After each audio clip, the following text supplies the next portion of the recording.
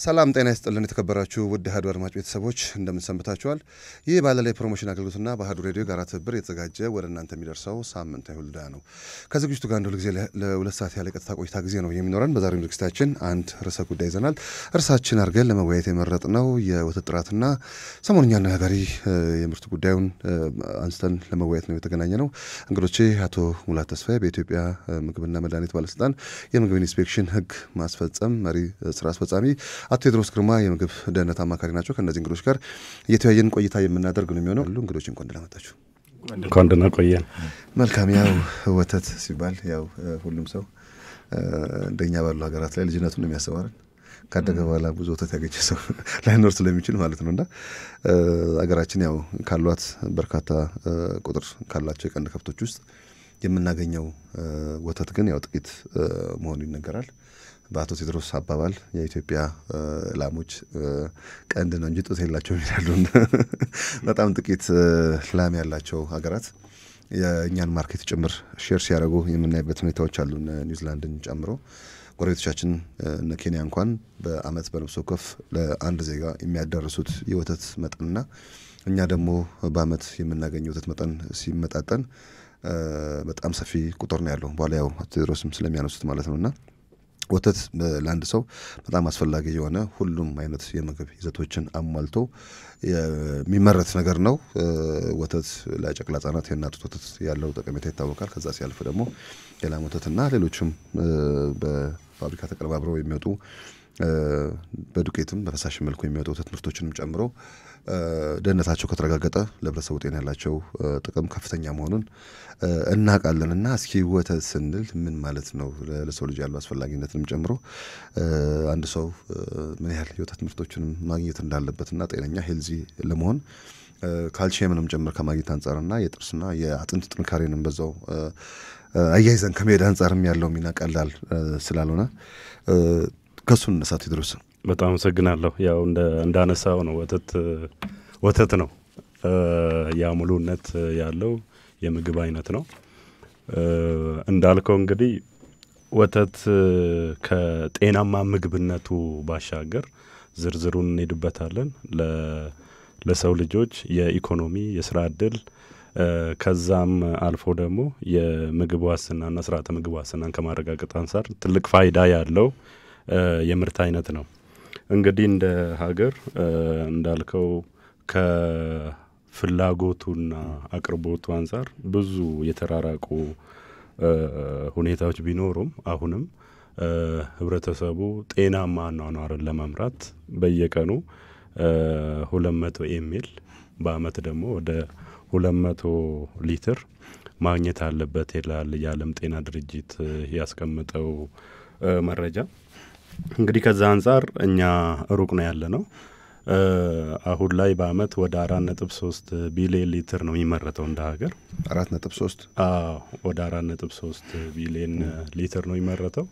ነገር ግን ይሄ የሚመከረው መጠን ለማግኘት ወደ 22 ቢሊዮን ሊትር መመረት ይኖርበታል። ስለዚህ በዚህ ሁኔታ አሁን ላይ አንድ ኢትዮጵያዊ በአመት ወደ 20 ሊትር ነው እየተጠቀመ ያለው ማለት ነው። ይሄ ደግሞ ከሚመከረው 200 ሊትር በጣም የራቀ ነው ማለት ነው። ስለዚህ እዚህ አካባቢ ላይ ብዙ ስራዎችን መስራት ይጠቁማል ማለት ነው። ከዛ ባሻገር አንድ 100 ሊትር ወተት ከ10 እስከ 20 ሰዎች ስራ ዕድል ይፈጥራል ይባላል። ይሄም የዓለም ከግብርና ከኮንስትራክሽን በላይ የወተት ኢንዱስትሪ ነው። ኤግዛክትሊ ምክንያቱም ግን ተጠንቷል እንደ ሀገር በአገር አንድ 4 የአፍሪካ ሀገራት ላይ ተጠና ወርልድ ባንክ ያጠናው ጥናት አለ። የኛም ወደ 17 ሰዎችን ስራ ዕድል ይፈጥራል ይላልና ይሄ እንግዲህ ትልቅ ጠቀሜታም አለው ከስራ ዕድልነቱም ባሻገር ከምግብነቱም ባሻገር። ከዛ ውጪ ደግሞ አጠቃላይ በኢትዮጵያ ውስጥ ወደ 2 ሚሊዮን አርብቶ አደሮች በቀጥታ ከወተት ጋር ኑሯቸውን እየመሩ ነው ያሉት። ላይቭሊሁዳቸውም ነው ማለት ነው። ስለዚህ ስለ ወተት ስናስብ ስለ ምግብነቱ ስለ ኒውትሪሽንስ ስለመሆኑ ብቻ ሳይሆን ከፍተኛ የማህበራዊና ኢኮኖሚያዊ ፋይዳዎች እንዳሉት ነው የሚያሳየው ማለት ነውና ስለዚህ ከዛ አንፃር እንደ ሀገር ብዙ ስራዎችን መስራት እንዳለብን በተለይ የጤና ጠቀሜታውንም እያነሳ ነው።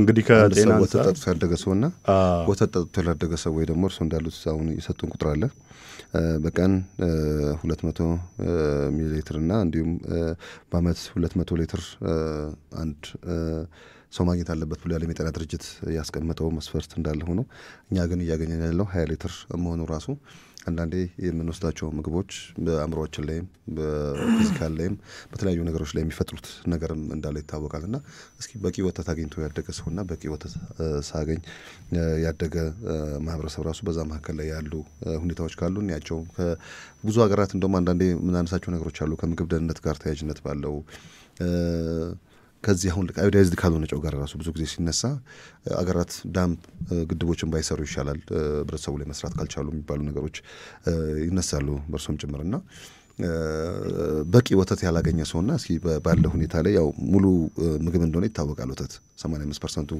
ውሃ ቢሆንም በተፈጥሮ ከዛ በኋላ ደግሞ ያሉት ነገሮች በኋላ የምናነሳቸው ነገሮች ይኖራሉና እስኪ የጤና ጠቀሜታውን በዛው ያነሳን። ያው ትልቁ የጤና ጠቀሜታው የእንስሳት ተዋጽኦ ምርት እንደመሆኑ መጠን በተለይ ከዚህ ከፕሮቲን ጠቃሚ ከሆኑ አሚኖ አሲዶች አንፃር ማዕድናት፣ ቫይታሚኖች ከመስጠት አንፃር ምንም ተቀራራቢ ያልሆነ ኮሞዲቲ ነው፣ የማይተካ ሚና ነው ያለው ማለት ነው። ለዛም ነው አንድ ሰው ጤናማ አእምሮአዊና አካላዊ እድገት እንዲኖረው በየቀኑ ቢያንስ 200 ሚሊ ሊትር ወተት ወይም የወተት ተዋጽኦ ማግኘት አለበት የሚባለው። እንግዲህ ይሄ ካልሆነ እንደምናውቀው ከዚህ ከአእምሮ በአግባቡ አለመበልጸግ የመቀንጨር እና ሌሎች ተላላፊ ያልሆኑ በሽታዎች ጋር የመጠቃት ሁኔታዎች ያጋልጣል ማለት ነው። እንግዲህ ወተት በአብዛኛው የተለመደው ከአጥንት ጥንካሬ ከጥርስ ጥንካሬ አንፃር በተለየ ካልሲየም ማዕድን ምንጭነቱን አጉልቶ ነው የሚዳሰሰው። ከዛ ባሻገር ግን ወሳኝ የሆኑ የፕሮቲን አይነቶች ይሄ ወሳኝነታቸው ምንድነው? የፕሮቲን አይነቶች አንዳንዱ በሰውነት በአግባቡ ሊጠቀምባቸው የሚችሉ ይሄ ባዮአቬለብል የሚባሉት አይነት የምግብ ንጥረ ነገሮችን በመያዙ ወተትን ተመራጭ ያደርገዋል ማለት ነው። ስለዚህ እነዚህን በሚመከረው ልክ ያላገኙ ትውልዶች ቅድም ያልነው ይሄ የመቀንጨር ጋር ተያይዞ ያሉ የትምህርት አቀባበል ማነስ፣ የምርታማነት መቀነስ፣ ይሄ ፈጣሪ ያለመሆን አይምሮ እንደዛ አይነት ነገሮች ላይ ተወዳዳሪ ያለመሆን ጋር ተያይዞ ያሉ ይሄ ደግሞ ሽክርክሪት አለው። ይሄ ካልሆነ ትውልዱ ከዚህም ችግር ውስጥ ባለመውጣት በቀጣይም ደግሞ እንዲሁ አይነት ችግሮች የሚቀጥሉ ቪሽየስ ሳይክል አለው።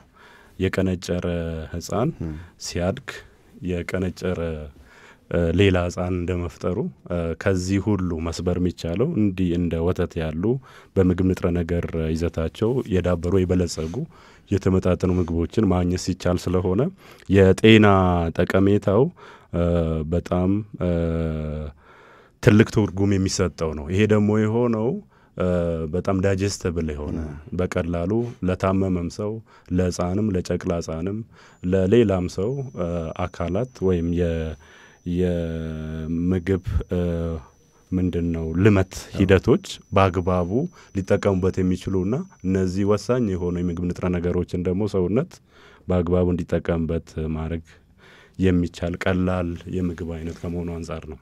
መልካም ያው አቶ ሙላት ወደርሶ ነው የመጣው በርካታ ሀሳቦችን ነው አቶ ቴድሮስ ያነሱልን። አሁን ከሳቸው ቁጥር ስናነሳ ከጎረቤት ሀገራት ጋር እንኳን ያለውን ቁጥር ስናነሳው ሰፊ ልዩነት እንዳለው ያሳያል። ያው እኛ ደግሞ በከፍተኛ ሁኔታ የወተት ምርት እጥረት ካለባቸው ሀገራትና እንዲሁም ደግሞ እጥረቱን ተከትሎ ደግሞ ሊፈጠሩ የሚችሉ የጥራት ኢሹዎችም ደግሞ እንዳሉ ብዙ ጊዜ ይነሳል ይነገራልም። ያው የወተት ጥራት የሚጓደለው ከመኖ ጀምሮ በምርቱ ጥራት ላይ ችግሮች ይመጣሉ። አሁን የቤት እንስሳትን ካየን ለምሳሌ ከብቶችን ካየን የሰጠናቸውን ነው የሚሰጡን።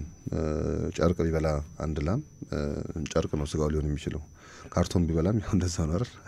እና ከዛ ጋር በተያያዘ የሚሰጠንን ከመኖ ጋር ተያያዥነት ያለው የመኖ ጥራትና ደህንነት ከተጠበቀ በምርቱ ላይ በወተት ምርቱ ላይ የተሻሉ ነገሮችን ማየት የምንችልበት ሁኔታዎች ይኖራሉ።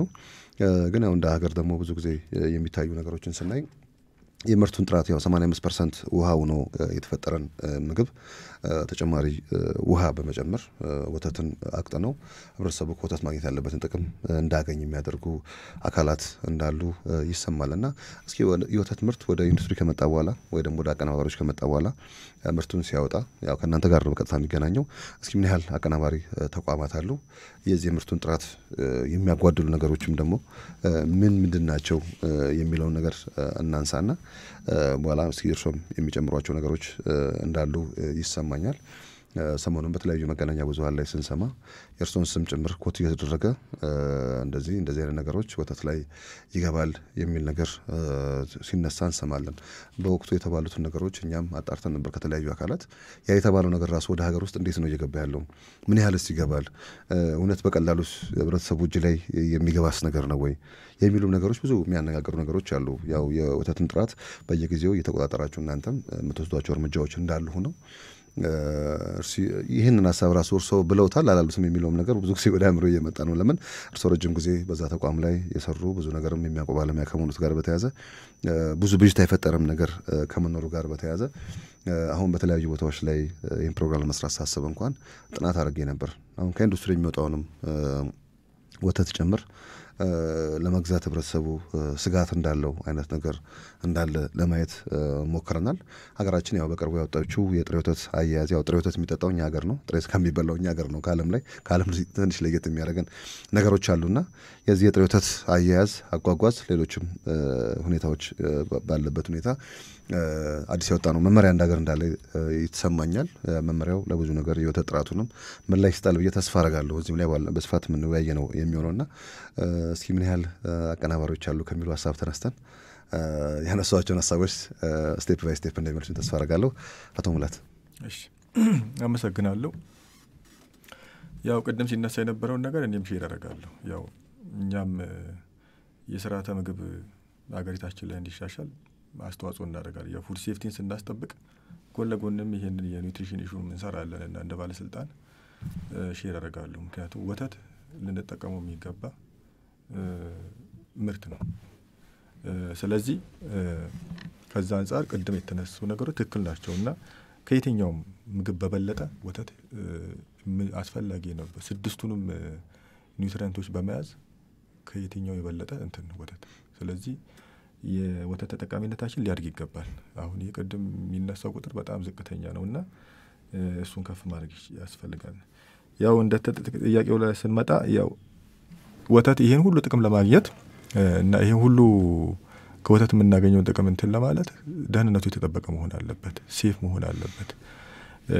እንዳነሳው የወተት ቁጥጥር ስናወራ ካወራን ከመኖ ጀምሮ ነው የሚወራ። ከእንስሳው ደህንነት፣ ከእንስሳቱ ጤንነት፣ ከዛ በኋላ ከላሚቷ ታልቦ ወደ ሲጓጓዝም ሲያዝም እስከ ፋብሪካ ደርሶ በፋብሪካም ተቀነባብሮ እንደገና ስርጭት ላይም የሚገባው ጥንቃቄ ሊደረግላት ይገባል። ያ ካልሆነ ቅድም ያልናቸውን ነገሮች በሙሉ ከወተት ሊገኝ የሚገባው በኢኮኖሚም በጤናም በኒውትሪሽናል ይዘቱም ላናገኝ እንችላለን የሚለውን ነገር ለማንሳት ፈልጋለሁ። እንግዲህ እንደ ሀገር ትላልቅ ወተት ማቀነባበር በእኛ ስር ፈቃድ ያላቸው ወደ 22 እዛ አካባቢ ናቸው። ወተትና የወተት ተዋጽኦ ነው። አዎ ሁሉም የሚያቀነባብሩ። ከዛ ውስጥ እንግዲህ ስራ ላይ ያልሆኑ አሉ። በእርግጥ ባለፈው እንግዲህ 18 ስንሰራ ወደ 11 ነበሩ። ሁሉም እዚህ አካባቢ ያሉ ናቸው ብዙዎቹ የሚሰሩት። አዲስ አበባና አዲስ አበባ ዙሪያ ነው። ወደ ሱሉልታ ጫንጮ አካባቢ እንደዛም አሉ። እዚህ አዲስ አበባ ውስጥም ያሉ አሉ። ትንሽ አንዳንድ ክልል ላይም ተከፍተዋል። ያን ያህል ፈንክሽናል አይደሉም። ለምሳሌ ኮምቦልቻ ላይ፣ አርባ ምንጭ ላይ አክቲቭሊ እየሰሩ አይደለም እነዚህ።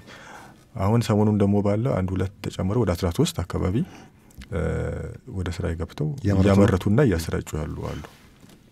እና ይሄንን ይመስላል ያለው ከብዛት አንፃር። ከዛ ውጭ አሉ እንግዲህ በየሰፈሩ በትናንሽ ስኬል ማይክሮና ስሞል ስኬል ብለን ያዝናቸው። እነሱ በጣም ቁጥጥር ውስጥም አላለፉ። ስለዚህ እነሱንም ግን ያመረቱ ነው። አዎ በአንዳንድ ያው በክልል ተቆጣጣሪ አካባቢ ነው እንግዲህ ቁጥጥር መደረግ ያለበት። ግን እሱን ሞዴል መመሪያ ወጥተን እነሱም ቁጥጥሩ መስራት አለበት።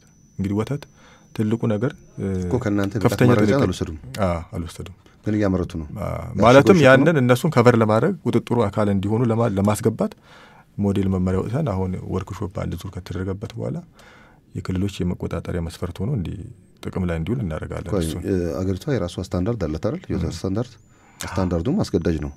ስለዚህ ሞዴል መመሪያ ማለት ነው አገሪቷ ስታንዳርድ ካላት አንዱን ተቋም ከአንዱ ተቋም የሚለይ የአሰራር ስርዓት ራሱ መዘርጋት አለበት ብለህ ትባሉ?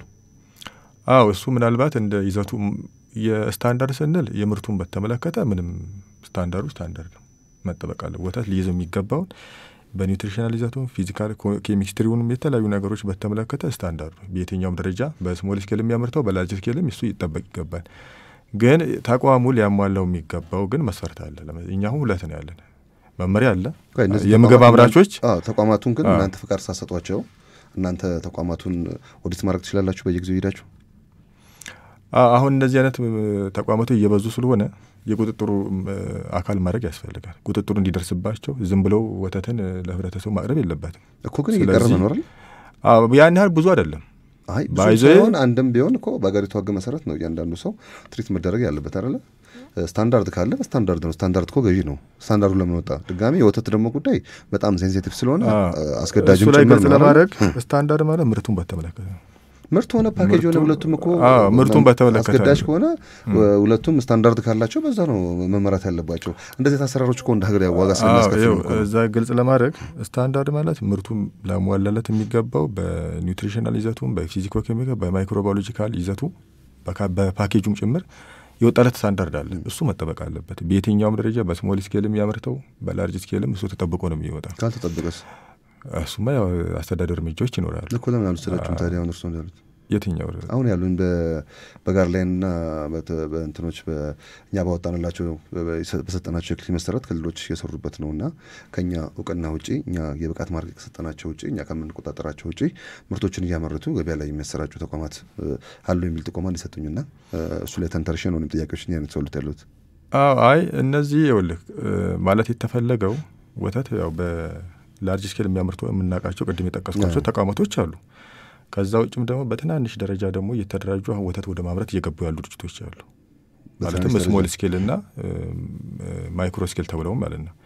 እነሱም ቁጥጥሩ ሊደርስባቸው ይገባል ነው ዋናው ጥያቄ። መልካም። እስኪ ይሄን ጥያቄ አቶ ቴድሮስ የሚያዙልኝና አሁን የወጣውም የጥሬ ወተት መመሪያ እንደ ሀገር የወጣውም ለዚህ ምላሽ ሰጡት የሚያልፍ ይመስለኛል። ለእንደዚህ አይነት ተቋማትም ወደ ሌሎቹ ሀሳቦች ነው። እና ያ ማለት የተፈለገው ወተቱን ቱ ኢንድ ለመቆጣጠር ነው። እንግዲህ የትኛውም ደረጃ ወተት የሚያቀነባበር አሁን ቁጥጥሩ ትላልቅ አምራቾች ላይ ተንጠልጥሎ የሚቀር ከሆነ ሙሉ አይደለም። ስለዚህ በስሞል ስኬልም ደረጃ ወተቶች አሁን ወተት ቤቶች እርጎ ቤቶች ተብሎ የሚከፈቱ አሉ በየሰፈሩ። እነሱም ቁጥጥሩ አካል ለማድረግ ነው። አሁን እነሱ ያን ቤት ሲከፍት እንደዚህ አይነት ወተት ቤት ሲከፍት ምንድነው ማሟላት ያለበት? ስለዚህ እሱም ቁጥጥሩ ይደርሳል ማለት ነው። እነሱ ይሄ ጥሬ ወተትን ከጥሬ ወተት አምራቾች ተቀበለው እርጎ የሚሸጡ ወተት የሚሸጡትን አካላት ነው። እሺ እሱ ነው። እሱ የጥሬ ወተቱ ጉዳይ ችግሩ በኋላ ወይ በዲቴል ብናወራበት ጥሩ ነው እና ሁለታችሁም ባለሙያ ስለሆናችሁ በዚህ ለምን ወይት እንችላለን። በዛ ደረጃ ነው ያለው። ምናልባት ሰሞኑ ከተነሳው ኢሹ ጋር ያው ስጋት ይኖራል። ወተት አሁን እኛ ልናደርግለት የሚገባውን ቅድም ያልኩት ወተት ከፍተኛ ጥንቃቄ የሚፈልግ ምርት ነው። በደንብ መያዝ አለበት። ገና አሁን ኢምፕሩቭመንቶች አሉ። ለምሳሌ ወተት ኮሌክተሮችን በማደራጀት ትንሽ ዘመናዊ የሆኑ ኮሌክሽን ፋሲሊቲዎችን እየተቋቋሙ ያሉበት ሁኔታዎች አሉ። ከዛ ውጭም እንግዲህ በቅዝቃዜ ሰንሰለት እንግዲህ ማለፍ አለበት። ቅዝቃዜ ሰንሰለቱ ተጠብቆ እስከ ማምራቹ እንዲደርስለት የሚደረጉ ጥረቶች አሉ። ፓርትነሮችም እያገዙ ያሉ እዚህ ላይ ጥሩ ይሄንን በዚህ አጋጣሚ ማመስገን ያስፈልጋል። ከዛ ውጭ ግን እንደምታውቁት ደግሞ እንዲሁ ከዚህ ውጭ ደግሞ ወተት በየሰፈሩ በመኪና እንደ ማንኛውም ዕቃ ተጭኖ የሚሰራጭበት ኮንዲሽኖች አሉ። ይሄ ማስተካከል ያለበት ነው። በዚህ ሁኔታ ውስጥ ባለበት እንግዲህ ቀደም የተባለ የውሃ አደልትሬሽኑም የውሃ መከለሱም የተለያዩ ነገር ያጋጠሙ ነገሮች ናቸው። ባይዚ ያው በተወሰዱ እርምጃዎች ቁጥሩ የሆነ ታይም ላይ እስከ 40% የደረሰበት ጉዳይ ነበር። ማለት ቁጥጥሩ ስራ ከዛ ፊት ያው ቁጥጥሩ ማለት የውሃ ፐርሰንት ነው የሚገባበት እዛ ድረስ ይደርስበት ያምናል 85% ራሱ ተፈጥሮ ውሃው ነው 40% ይጨመርበት ውሃ መሸጥ ማለት ነው። እና ይሄ ትልቅ የሆነ እንግዲህ እንደ ወንጀልም ልንቆጥረው እንችላለን። አሁን እንግዲህ ምግብን መከለስ ጤናን የሚጎዳንም አይጉዳም ወንጀል ተደርጎ ተነግሯል። ለምሳሌ ውሃ ላይ ጨምር ምን አደረኩ እንደዛ ብሎ ነገር የለም። ግን ጤናም ይጉዳም አይጉዳም ሲባል አንዳንዴ አሁን ህጎቻችንም መለስ ብለን ማየት እንዳለብን ይሰማኛል። ምግብ ላይ አሁን ተጨማሪ ነገሮችን ጨምረው በህግ እንኳን ሲጠይቁ ፍርድ ቤት ላይ ለህብረተሰብ ጤናም ለተለያየ አካል የሚላከው በጤና ላይ ጉዳት ያስከትላል አስከትልም የሚል ነገር ነው። ህጎቹ ራሱ መታየት አለበት። አንዳንዴ ሌሎች ሀገራት ላይ በዚህ በምግብ ደህንነት የሰለጠኑ ዳኞች፣ በምግብ ደህንነት የሰለጠኑ አቃቤ ህግን፣ በምግብ ደህንነት የሰለጠኑ የፖሊስ የምርመራውን የሚሰሩ አካላት እንደሚፈጠሩ ይታያል። እኛ ግን እዛ ራሱ አለመድረሳችን ዛሬ ዋጋ እያስከፈለን ያለው። ለፍርድ ቤት የሚሰጠው ምላሽ ምንድነው? ይሄ ነገር ይገላል አይገልም የሚል ነገር ነው ብዙ ጊዜ የሚላከው ነገር። ከዛ እነሱ ደግሞ ከህብረተሰብ ጤናም ከተለያየ አካል የሚመጣው ነገር ይሄ ነገር እርሶ እንዳሉት ማለት ነው ይጎዳል አይጎዳም ነው። እኔ ለምሳሌ ወተት ፈልጌ ገዝቼ ለምን ውሃ መጠጣው? ወተት ውስጥ ያለውን ነገር ነው ማግኘት የምፈልገው እንጂ ውሃ ውስጥ ያለውን ነገር አይደለም የሚያስፈልገኝ። ድጋሜ አንዳንድ አካባቢ ደግሞ እንደምንሰማው ንጹህ ያልሆኑ ውሃዎችም ጭምር የጉድጓድ ውሃ የምናምን ውሃ ሁሉ ወተት ውስጥ ጨምሮ ወደ ወተት ኮሌክት መድረግ የሚደረግበት አካባቢ እንዳይመጣ ሁሉ ይሰማልና ይጨርሱ ሀሳቦትን። ትክክል ነው። እና ምንድነው ልክ ነው። ይሄ ምንም ትክክለኛ አስተሳሰብም አይደለም። በእርግጥ የሚወሰደው እርምጃ እንደ ህብረተሰቡ ጤና ላይ እንደሚያደርሰው ጉዳት መሆን አለበት ብሎ ህጉ ይደነግጋል። ግን ዞሮ ዞሮ ምንም ሆነ ምንም ትክክል አይደለም። አንተ ወተት ነው የፈለከው። ወተትና ውሃ የተለያዩ ነገሮች ናቸው የሚሰጡ። ቅድም ያወራናቸው ነገር ሁሉ አታገኝም ማለት ነው። በአገር ኢኮኖሚ ላይ በሌላም ስታስበው በማኑፋክቸሩ ላይ የሚያደርሰውም ጉዳት ከፍተኛ ነው። ለምሳሌ ውሃ የቀረበለት አምራች ለምሳሌ ቺዝ ላምርት ቢል ወይንም ቅቤ ላምርት ቢል የሚያገኘው እንትን ያነሰ ነው የሚሆነው ከጥሬው። ለምሳሌ 10 ኪሎ ንጹህ ወተት ቀርቦለት የሚያገኝ ከሆነ አይ በውሃ የተበረዘ ከሆነ ከዛ በታች ነው የሚያገኘው ማለት ነው። ይሄንን ምርት ላይ ሰራው ይችላል እና ጉዳቱ ከዛ ስታባዛው ብዙ ነው የሚሆነው። እኛ እንግዲህ እንሰራለን በየጊዜው ማኑፋክቸሩን ቁጥጥር እናደርጋለን። ማኑፋክቸሩ ላይ በየጊዜው ሊያሟላቸው የሚገባ እንደ ተቋም የሃይጂን የደህንነት እና የመልካም ንጽህና አጠባበቅ ስርዓቶች እንግዲህ ወተት ላይ በጣም ወሳኝ ናቸው። የመልካም አመራረት ስርዓቶች እሱን ከማሟላት አንፃር መስፈርት አለ፣ በዛ እንቆጣጠራለን። ከዛ ባለፈ ምርቱንም በየጊዜው ከናሙና እየወሰድን ቼክ እናደርጋለን። አሁን ባለፈው አመት የሁሉንም አምራቾች ገበያ ላይ ያለ ምርታቸውን ሰብስበን ላብራቶሪ ያስገብተን ነበር። ከዛ በፊትም በነበረበት ጊዜ ወስደን አስገብተናል እና ያለው ስታተስ ከዛ በኋላ በባለፈው አመት በተደረገው የላብራቶሪ ምርመራና አሁን በተደረገው ላብራቶሪ ምርመራ ምን የተገኙ ችግሮች ምን አይነት ለውጥ አለ ምን አይነት ኢምፕሩቭመንት አለ በተደረጉ ቁጥጥሮች የሚለውን እያየንበት ያለንበት ሁኔታ አለ። እናንሳው ምን መሰሉት አሁን ከህብረተሰብ ጤና ኢንስቲትዩት ባለፈው አንድ ዶክተር ይመር ሙሉጌታ የተባሉ ባለሙያ ማጋጣሚ ያላቃቸው ምን ያበገብ ደህንነት ላይ ብዙ እንደሰረሰው ግን አላቃቸው እርሳቸው ለማግኘት ፈልጌ ነበር ዛሬ ብንወያይ በየና ጥሬ ወተት ላይ እነዚህ ችግሮች አሉ ብለው ያነሷቸው ነገሮች ትንሽ ጠንከር ያሉ ናቸው። አሁን በርሶስም አቶ ሙላት ተስፋዬ ተብሎ በኢትዮጵያ ምግብና መድኃኒት ባለስልጣን የምግብ ኢንስፔክሽን ህግ ማስፈጸም ስራ አስፈጻሚ ተብሎ በርሶም ስም ደግሞ ሚዲያውን እንዳለ ማህበራዊ ሚዲያውን ሲያራግበው የነበሩ ነገሮችን እናያለን። ያው ቅድም ያነሳናቸው ነገሮች አሉ። የወተት ጥራት ላይ ጥራቱን የሚያስተዋጉሉ ነገሮች ኖሩ ይችላሉ።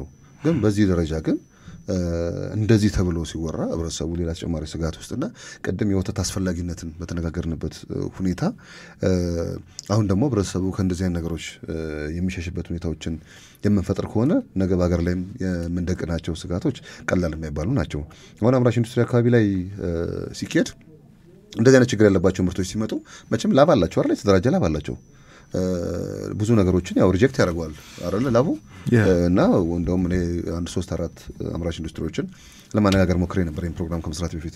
አይ ሲመጣኝ ላብ ላይ እናያለን ኬሚካል ጨምረን ስናየው የተባሉት አንዳንድ ስጋቶች በማወቅም ባለማወቅም አርሶ አደሩ አካባቢ የሚጠቀማቸው ነገሮችን ወተቱ እንዳይበጣጠስበት የሚከቱባቸው የሚባሉት አንዳንድ ነገሮችን ስለሚያሳየን ይመለሳል። ይሄ ደግሞ ወተቱ በቀጥታ የሚደፋበት ሁኔታዎች ሊኖሩ እንደሚችሉ ያው ሁላችንም እንገምታለን። ካልገዛው ድጋሚ ደግሞ አንዳንዴ ደግሞ ስንሰማ አንዱ ተቋም አልገዛም ሲል ሌላ ተቋም ደግሞ የሚገዛበት ሁኔታዎች አሉ።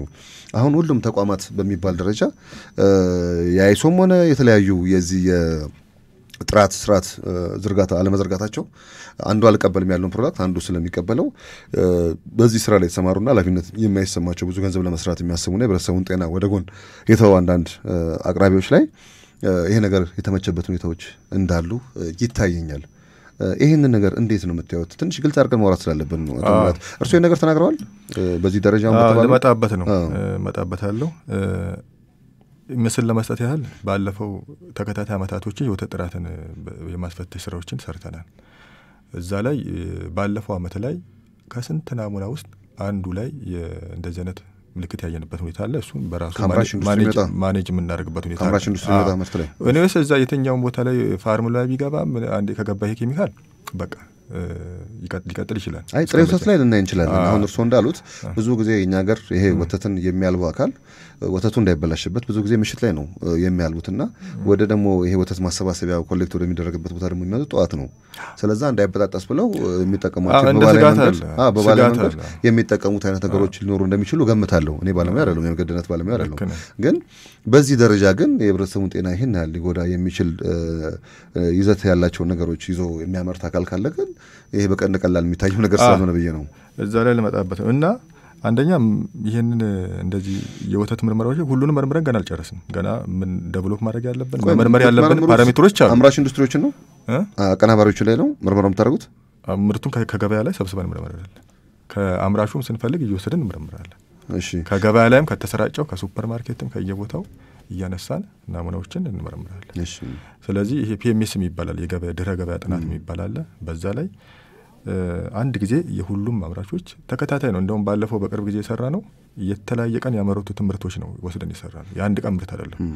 የአራት ዙር ነው አራት ናሙና ከእያንዳንዱ አምራች በተለያየ ቀን የተመረተ ወስደን አስገብተናል።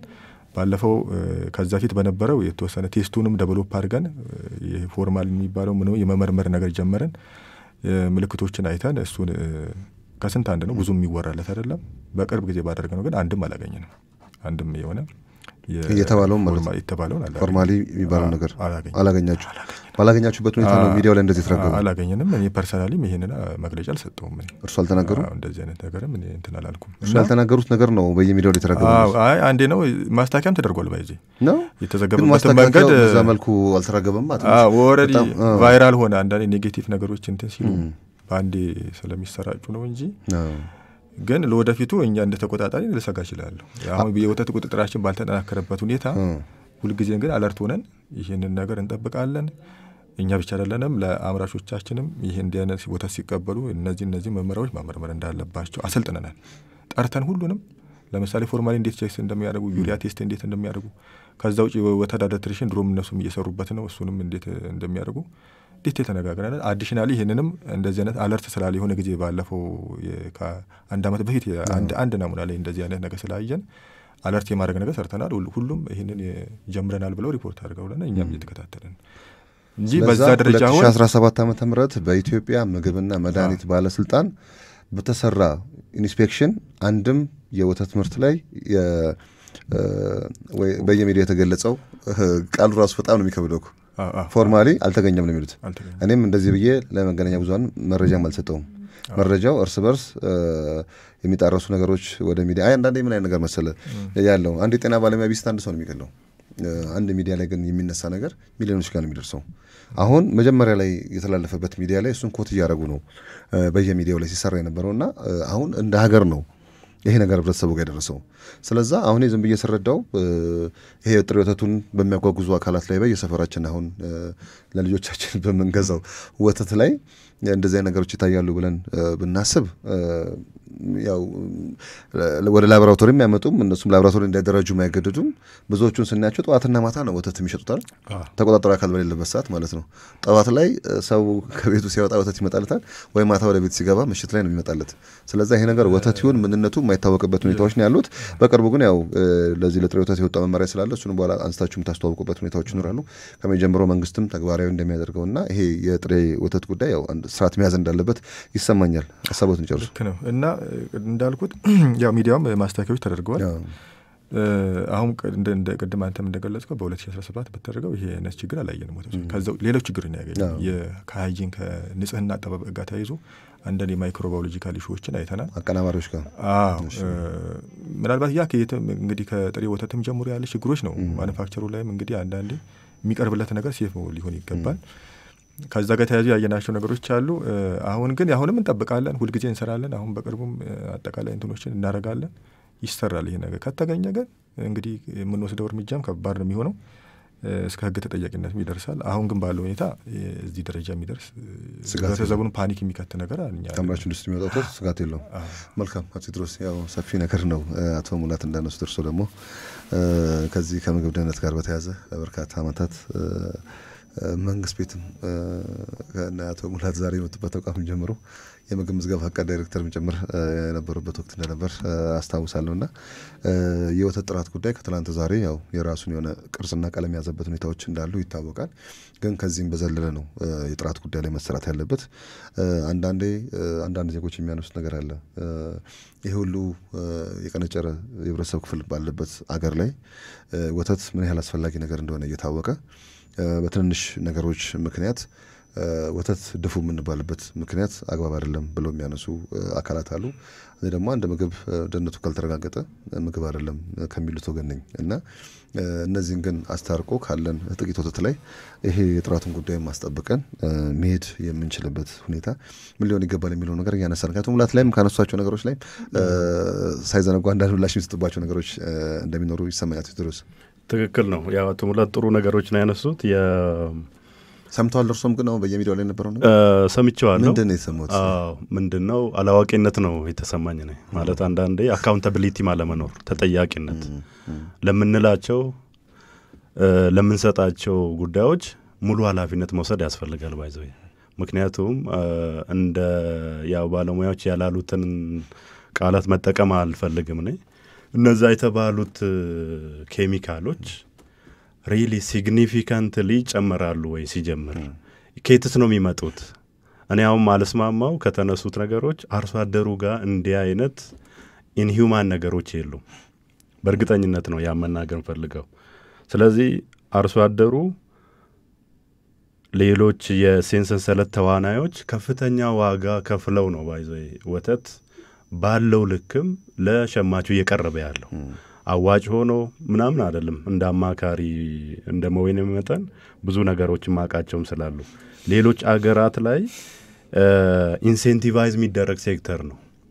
ህዝቡ ጠቃሚ ምርት ጠቃሚ የምግብ ንጥረ ነገሮች የያዘ ምርት ከመሆኑ አንፃር ለህዝቡ መድረስ ስላለበት መንግስትም ትልቅ ትኩረት ሰጥቶበት እነዚህን ሰንሰለት ተዋናዮችን የሚደግፍበት ምቹ ኢኔብል ኢንቫይሮንመንትን የሚፈጥርበት ሁኔታዎች ናቸው ያሉትና ይሄ ባልሆነበት ብዙ ቻሌንጆች ባሉበት ነው አርሶ አደሩም አርብቶ አደሩም አቀናባሪውም ሌሎችም እየተሳተፉበት ያለው። አሁን እነዚህን የማይወክሉ ነገሮች ባለሙያ ያልሆኑ ሰዎች በምን አለብኝነት እኔ በዛ መልክ ነው ማየውና እንዳውም አንዳንዴ ሌላም ሞቲቬሽን ያለው ለምሳሌ አገር ውስጥ ያሉ ምርቶችን በዚህ ደረጃ አውርዶ ይሄ በጣም የፎሬን ኤክስቼንጅ ጥረት ባለብን ደረጃ ኢምፖርት ምርቶችን ጭምር ፕሮሞት የማድረግ አድርጌ ነው መወስደው እንደ ባለሙያ። ምክንያቱም ወደ ዱቄት ወተት ሰውን ሙቭ ለማድረግ ስጋት ውስጥ ከቶ የራሱን ምርት ላይ እምነት እንዲያጣም አድርጎ ጭምር ወደዛ የመውሰድ ሁኔታዎች ናቸው የሚታዩኝ እንጂ በትክክል የሪስክ ኮሚኒኬሽን ይባላል። በቁጥጥርም የስጋትን ለሚዲያም ለህብረተሰቡም ስናሳውቅ አላማ ሊኖረው ይገባል። ምንድነው የኮሚኒኬሽኑ አላማ? ሁለተኛ ደግሞ ትክክለኛነት፣ ታማኒነት፣ ግልጸኝነት። አሁን አለው እንኳን ቢባል የትኛው ባች ነው ያለው? የማን ምርት ነው? የትኛው ብራንድ ነው? ያኔ ሸማቹን እየጠበቅነው ነው ማለት ነው ያንን ምርት እንዳይጠቀም። ሸማች ከሌለ ደግሞ አምራችም አይኖርም በዚህ ደረጃ። ስለዚህ በዛ መልኩ የተቃኘ ስላልሆነ ይሄ ሁሉ ነገር ደግሞ የተባለው ነገር በማሰባበል ብቻ የሚታለፍ ስለሆነ መጠየቅ ስላሌለው አካውንታቢሊቲ ባይዘው መፈጠር አለበት። ይሄን በዚህ ህዝብ ብዙ ጥቅሞች ነው አይደል ሚዲያው የሚንቀሳቀሰው። ስለዚህ የሚናገረውን ነገር ጋዜጠኛም ሊሆን ይችላል አንዳንዴ እኛም የምናስረዳበት መንገድ ሊሆን ይችላል። አሁን ሁሉንም መውቀስ ሳይሆን ቴድሮስ ያው ሚዲያ የተቋቋመበት ማንኛውም ሚዲያ የራሱ ዓላማ አለው። ከዛ ሲያልፍ ደግሞ ተቋማቱ ያው አገሪቱ የፕሬስ ይጋላት ሚዲያዎች ደግሞ የራሳቸው ፕሮግራሞች ደግሞ የራሳቸው ኤዲቶሪያል አላቸው። ያ በዛ መሰረት ያው እሳቸው እንዳሉት አቶ ሙላት ያው ተስተባብለዋል። እዛው መጀመሪያው ሐሳቡ ሄደበት ሚዲያ ላይ ያለው ነገር ተስተባብለዋል። ግን አሁንም ግን የመጀመሪያውን ነገር ኮት የማድረግ አይነት ነገሮችና እኔ አሁን አንዴ እንትን ከተባለ በኋላ ሊቆም ይገባል የሚል ነገር ነበር መኖር የሚሳሳት አንድ ሰው ነው እና ሐሳቡ ይቀጥሉ። ያው እያልኩ ያለሁት ምንድነው ቁልፍ ችግሮቻችን ላይ ያተኮርን አይደለም። አሁን ትልቁ ቁልፍ ችግር የአቅርቦቱ እና ፍላጎቱ አልተጣጣመም። የነዚህ ሁሉ ሞቲቬሽን ደግሞ ወይም ደግሞ የእንዲህ አይነት አካሄዶች ሁሉ እየመጡ ያሉት አቅርቦቱ እና ፍላጎቱን ከማጣጣም አንጻር ስለሆነ ወረድ ብለን መስራት አለብን ነው ማለት ነው። እንደ ባለሙያ አጽንኦት መስጠት ፈልገው ገናነን እንግዲህ የሚፈለገውን 22 ቢሊዮን ሊትር ለማምረት ገና 4 ቢሊዮን ሊትር ላይ ነው ያለነው እንዳገር አቅርቦቱና ፍላጎቱ። ስለዚህ ይሄ ባልሆነበት ደግሞ በጣም እዚህ ግባ የማይባል ፊገር የያዙ ችግር ያለባቸው ነገሮች ነቅሰን እያወጣን አሁንም ህዝቡን ወደ ውዥንብርና ይሄን ምርት እንዳይጠቀም የሚያደርጉ ሁኔታዎች ውስጥ ማስገባት አያስፈልግም የሚል ነው። እንግዲህ ቀደም አቶ ሙላት ካነሱት ላይ ተጨማሪ ማንሳት ፈልገው ጥሩ እንዳነሳው አስገዳይ ደረጃ አለው የወተት ምርት ጥራት ማረጋገጥ ስርዓታችን ነው መሳከል ያለበት። አሁን ቁንጽል አረግ ነው ቁጥጥር ብለን አሳነስ ነው የሚል ነው ያለኝ እኔ። አሁን ወቅቱ ከደረሰበት አንፃር የምግብ ደህንነት ማረጋገጥ አሰራር ስርዓት ተሻሽሏል። እኛ ግን አሁንም ቁጥጥር ላይ ነው ያለነው። ሁለት ነገር ነው ያለው። እስኪ ምን ማድረግ አለብን? ምንድነው በአማርኛ በደንብ ካልገለጸልኝ ኳሊቲ ኮንትሮል እና ኳሊቲ አሹራንስ የሚባል አለ። ኳሊቲ ኮንትሮል ሪአክቲቭ ነው። ነገሩ ችግሩ ካጋጠመ በኋላ ችግሩን ፊክስ ለማድረግ ነው ምንጣደፈው ካምፔኖች የሚደረጉት። የምግብ ደህንነት ግን በዘላቂነት በዛ መልኩ አይፈታም። የሚፈታው ኳሊቲ አሹር በማድረግ ነው። አሰራሮችን እያበጀን እነዚህ ሰንሰለት ተዋናዮች ደግሞ ወደ አሰራሮቹ እንዲገቡ ፕሮሞት እያደረግን ኢንካሬጅ እያደረግን እየደገፍን እያስተካከልን ካልሄድን በስተቀር የመጨረሻ ምርት ናሙና ወስደንና ኢንስፔክሽን ሰርተን የህዝቡን ችግርና ደህንነት መጠበቅ በዘላቂነት አይቻልም። ያንን ነው ኢንፌሳይዝ ማድረግ ፈልገው። እንግዲህ ከዛ አንፃር እንደ መንግስት ሰፋፊ ኢኒሼቲቮች አሉ። አሁን ለምሳሌ ለአመታት የጮንበት ደረጃው አስገዳጅ ሆኗል። አሁን ይሄ ትልቅ ስኬት ነው።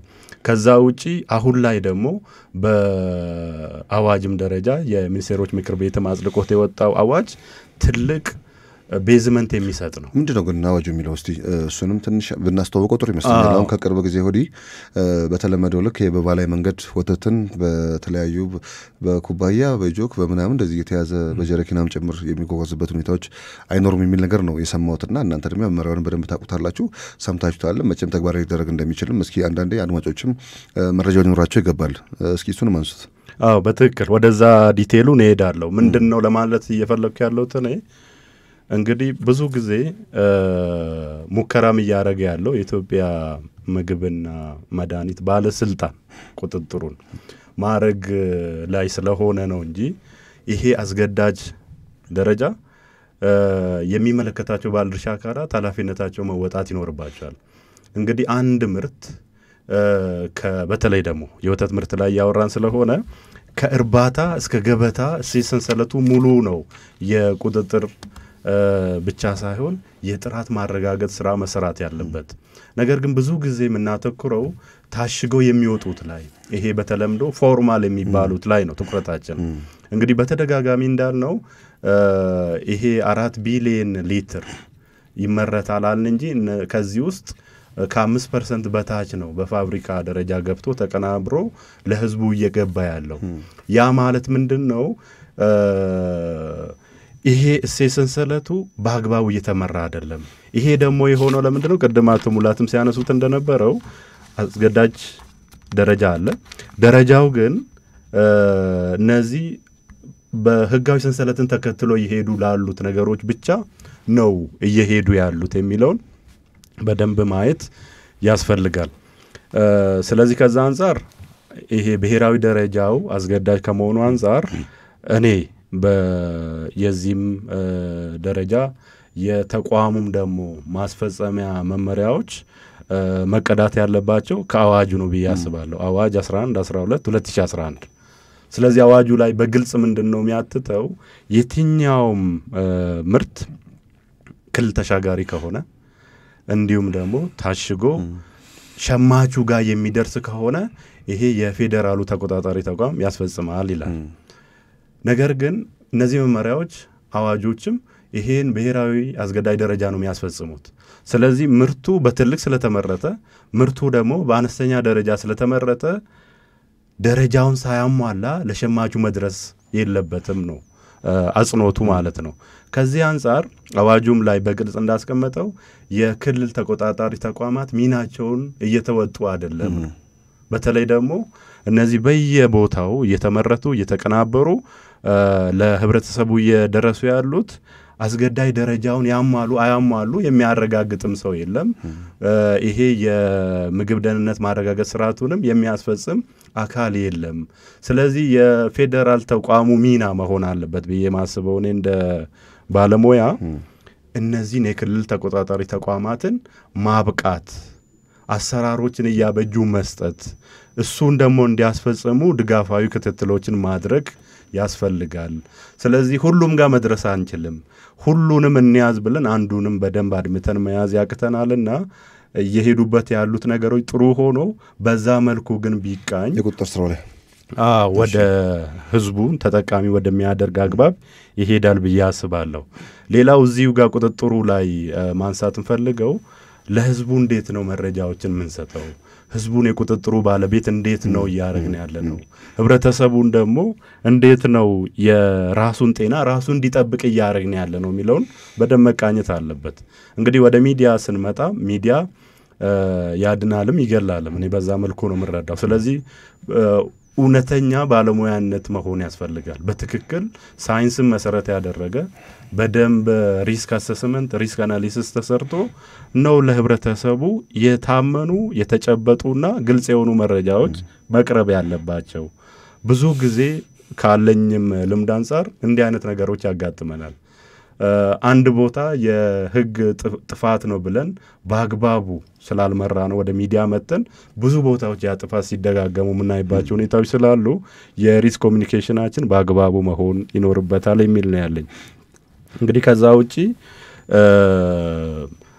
ቅድም እንዳልኩት ፕሮግሬሲቭ ነው እንዲህ አይነት ነገሮች የሁሉንም ባለድርሻ አካላት ደግሞ ርብርብና ትብብር ቅንጅታዊ አሰራርን የሚፈልጉ ናቸው። በተለይ ደግሞ እንደ ወተት በጣም ፐርሸብል የሆኑ ምርቶች ከታች ከአርሶ አደሩ ምንድነው የሚሉት ነጮች from the grass to the glass ነው የሚሉት። ከመኖ ጀምሮ ራሱ የሸማቹ ብርጭቆ ውስጥ ወይም ኩባያ ውስጥ እስኪገባ ጊዜ ድረስ ጥንቃቄና ለምርቱ የሚመጥን ክብርም ጭምር የሚፈልግ ኮሞዲቲ ከመሆኑ አንፃር እዛ አካባቢ ላይ በደንብ ስራዎችን መስራት፣ አሰራሮችን ማበጀት፣ ከተለመደው አካሄዶች ወጣ ብሎ አዳዲስ አካሄዶችን ማየትና መተግበር ያስፈልጋል የሚለውን ለመጨመር ነው። መልካም ጥሩ ነገር ነው። አቶ ቴድሮስ ያነሱልን። ወደ አቶ ሙላት ልምጣና ቅድም አቶ ሙላት ካነሱት ስር ወደ 22 የሚጠጉ ወተትና የወተት ተዋጽኦ አምራቾችን እናውቃለን በኢንዱስትሪ ደረጃ በመል 11 እስከ ቅርብ ጊዜ ድረስ በእኛ ቅኝት ውስጥ የነበሩ ናቸው። ደግሞ ለተጨምሮ 13 የሚጠጉ ተቋማትን በዚህ ቅኝት ውስጥ በእኛ ቅኝት ውስጥ እንዳሉ ነው የነገሩን ያሉት። ያው የኢትዮጵያ ምግብና መድኃኒት ባለስልጣን ፍቃድ ካላቸው ከተለያዩ ከሶስተኛ ወገን ማረጋገጫ ወስደው የኢትዮጵያ ደረጃ ምልክትን አሟልተው የሚመጡት ናቸው ሊሆን የሚችሉት። ክልልም ያው ከክልል ተቆጣጣሪ አካላት ጋር በጋራ ሆነው የዚህ አገር አቀፍ የደረጃ ምልክቱን ይዘው እንዲያመርቱ የተፈቀደላቸው ከመሆናቸው ጋር በተያያዘ አንዳንዴ በዚህ በአምራች ኢንዱስትሪዎች አካባቢ ላይ ራሱ የሚታዩ ይሄ ጉራማይሌ አሰራሮች ራሱ ማለት ነው አሁን ብዙዎቹን ስናያቸው አሁን እንደተነሳው የዚህ የወተት ምርት ጥራትን ደህንነትን እንዲሁ በወተት አቀናባሪና በፋብሪካዎች ብቻ ይህን ችግር ራሱ መፍታት የሚቻልበት ሁኔታዎች አለ ብዬ አላስብም እኔ በግሌ ማለት ነው። እናንተም ያው ብዙ ነገሮች ታገዙ ትችላላችሁ። ቀድሞ ቴድሮስ እንዳነሱት በአብዛኛው ከወተት አቀናባሪዎች ከእንስሳት መኖ ጥራትም ጋር በተያዘ የወተት ደህንነቱንም ችግር ላይ ሊጥል የሚችልበት ሁኔታዎች እንዳሉ ይሰማኛል። ከቅርብ ጊዜ ወዲህ ግን ከጥቂት ፋብሪካዎች በስተቀር አብዛኞቹ የወተት ፋብሪካዎች የወተት ጥራት ማረጋገጫ ላቦራቶሪ ወይም የጥራት ብቃት ሳያገኙ ነው ወተት እየተመረተ የሚገኘውና ይሄ ደግሞ አንዳንድ ጎጂ ኬሚካሎችንም ጭምር በወተት ምርት ላይ እየተገኘ ያለበት ምክንያት በአነስተኛ ኢንዱስትሪዎች እና ብዙዎቹን አሁን ስናያቸው ከኛ እድሜ ጋር ተመሳሳይነት ያለው እኔ ከተወለድኩ ጀምሮ እዚህ ከተማ ላይ የምሰማቸው የወተት ምርቶች አሁን ገበያ ላይ በስፋት እንዳሉ አንድ ሁለት ፋብሪካዎችን ያው አስታውሳለሁ ከልጅነት የጀመረው እየሰማው የመጣቸውና አሁን አንዳንዴ እንደዚህ ተቋማትም ትልልቅ ተቋማት ናቸው አቅማቸውን በስፋት ሊያስኬዱ የሚችሉበት ሁኔታዎች አሉ። የራሳቸው ላቦራቶሪን ገንብተው ጭምር እንደዚህ የምርምር ስራዎችንም ጭምር እየሰጡ ለተቆጣጣሪ አካላት እየሰጡ መሄድ የሚችሉበትን አቅም መፍጠር የሚቻልበት ሁኔታዎች አሉና ግን አንዳንዱ ሰርቲፊኬት ኖሮት አንዳንዱ ደግሞ ሰርቲፊኬት ሳይኖረው አሁን በጣም የኢትዮጵያ ተስማሚነት ምዘና ድርጅት ባለፈው ለአንድ ወተት አቀናባሪ ተቋማት ይሄ የውስጥ ጥራት ማረጋገጡን አይሶን መሰል ነገሮችንም እውቅና ሲሰጡ ያየንበት ሁኔታዎች አሉ። ብዙ የሽልማት ይባላል ሽልማት ሲሆን ያው እውቅና የመስጠት የውስጥ ኦዲት ጥራታቸውን የመግለጽ አይነት ነገሮች ይታያሉና ይሄ ራሱ ጉራማይሌ የሆኑ አሰራሮችና አንዳንዱ በተሻለ ካፓሲቲ የሚያመርትበት ሁኔታዎች አሉ። አንዳንዱ ደግሞ በአነስተኛ ሁኔታ ይመረታል። የጥራት ሁኔታቸውም ተመሳሳይ ነው። ሁለቱም የደረጃ ምልክቶችን ለጥፎ ነው የሚሸጡት። ተቋማትም ተቆጣጣሪ አካላትም በየተለያዩ ወቅቶች ላይ በየ3 ወሩ አሁን ተስማሚነት ምዘና ድርጅት መጥቶ ሳምፕል ወስዶ ቼክ ሊያደርግ የሚችልበትና በወተት ምርት ውስጥ ይሄ ችግሮች አሉ ብሎ ሊገልጽ የሚችልበት ሁኔታዎች አሉ።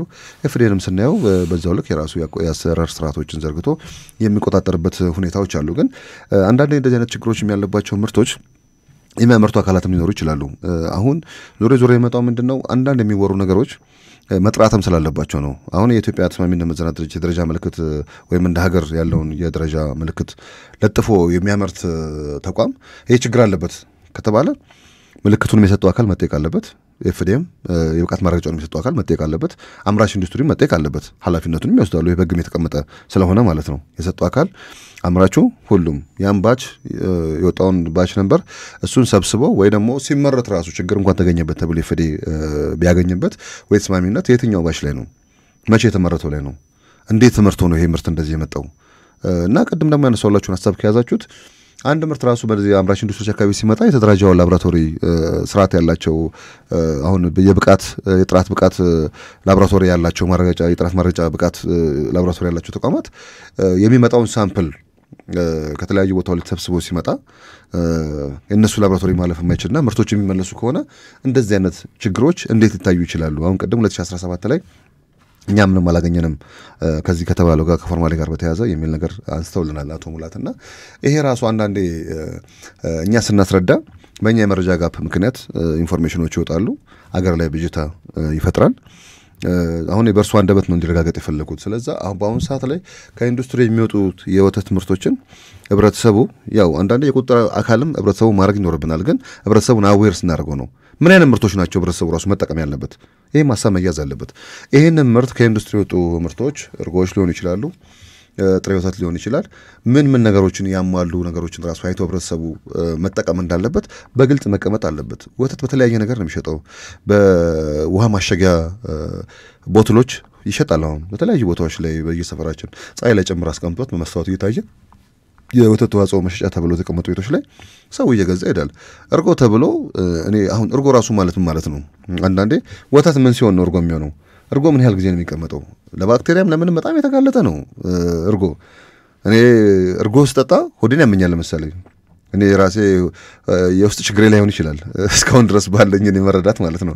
ግን ምንድነው አሁን እርጎ ራሱ ማለት ነው? ወተት ሲያድር ወይ 2 ቀን 3 ቀን ሲቆይ እርጎ ይሆናል ብሎ የሚያስብ ማህበረሰብ ነው ያለን። አሁንም እርጎ ራሱ ለማድረግ ወተትን በምን መልኩ ምን አይነት አፕሮች ነው መከተል ያለብን? የኛ አምራቾች ወተት አቅራቢዎች ራሱ የወተቱን እኮ ፋትና ቅባቱን ከወተቱ ላይ አውጥቶ ነው ለአቀናባሪ ተቋማት ራሱ እያቀረቡ ያሉት። ይሄ ራሱ ምንድነው አሁን ቺዝ መስሪያም ሆነ የተለያዩ ቅቤ መስሪያም ሆነ ምናምን ነገር አምራች ኢንዱስትሪዎች ራሱ እያገኙ አይደለም ያሉት። አንዳንዴ በአቅራቢውና በአቀናባሪው መካከል ላይ ይሁን ቀደም አቶ ቴዎድሮስ ቀደም ያነሱት ቁጥር በጣም ከፍተኛ ነው። እስከ 200,000 የሚጠጋ አርሶና አርብቶ አደር በዚህ ሴክተር ላይ ካለ ይሄን ግንዛቤ መፍጠር ካልተቻለ ህብረተሰቡ ራሱ እያገኘው ያለው ወተት ምንድን ነው? አሁን ቅድም መመሪያ ወጣል እየተባለ ነው። ይሄ መመሪያ ጥሬ ወተት ማጓጓዝ ያው ይከለክላል። በኋላ ታነሱታላችሁ ብዬ ስላሰብኩ ነው። አሁን ጥሬ ወተት ማጓጓዝ ከተከለከለ አቀናባሪዎች አካባቢ ላይ አምራች ኢንዱስትሪዎች አካባቢ ሲመጣ የሚያወጡት ወተት ለጨቅላ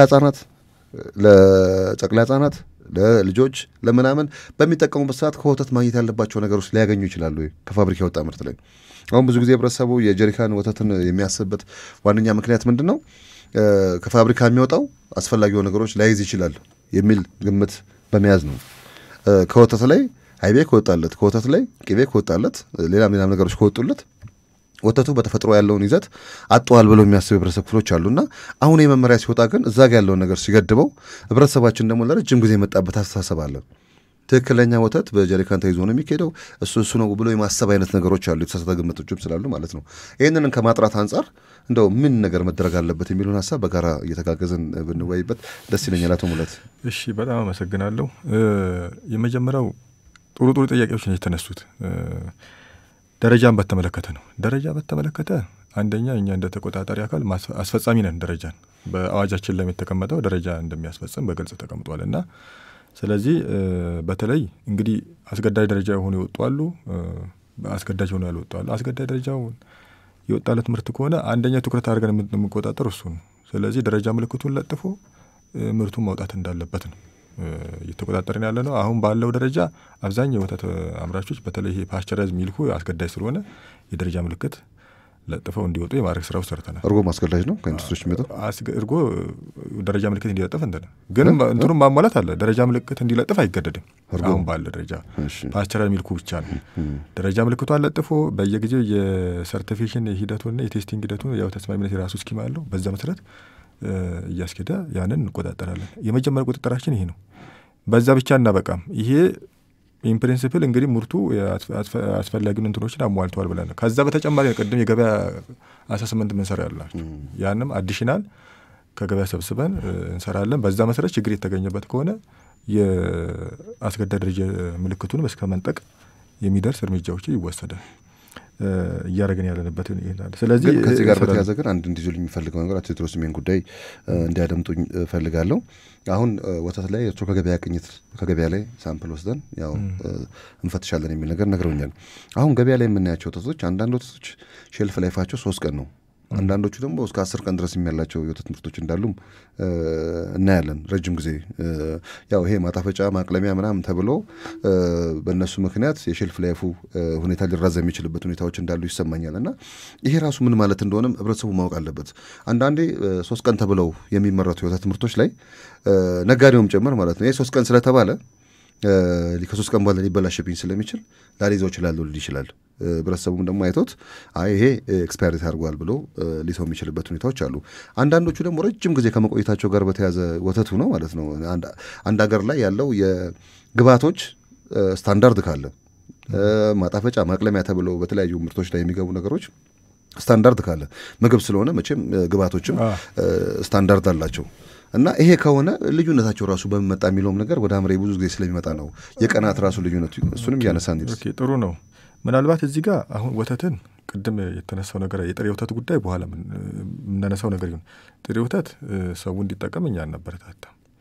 ፓስቸራይዝ ወተት ነው ሰው መጠቀም ያለበት። ከፋብሪካ የሚወጣው ወተት ነው ሰው መጠቀም ያለበት። ፓስቸራይዝ ነው እንጂ ቅድም ከኢፒኤች ያወጣው በተወሰነ መልኩ እኔ ሊገኝ ይችላል ብዬ ነው የምለው። ለምሳሌ አደገኛ ባክቴሪያዎች የተባለው ያውም እንደዚህ በጀሪካን ወተት በቅዝቃዜ ሰንሰለት ውስጥ ማለፍ የሚገባውን በፀሐይ እያስቀጠቀጠን ባክቴሪያው እኮ በትንሽ ሰዓቶች ነው የሚበቃው። በአንድ ኤክስፖኔንሻሊ ነው የሚያድጉት ባክቴሪያዎች እና በዛ አፌክት ሊሆን የሚችልበት ፕሮባቢሊቲ ይኖራል።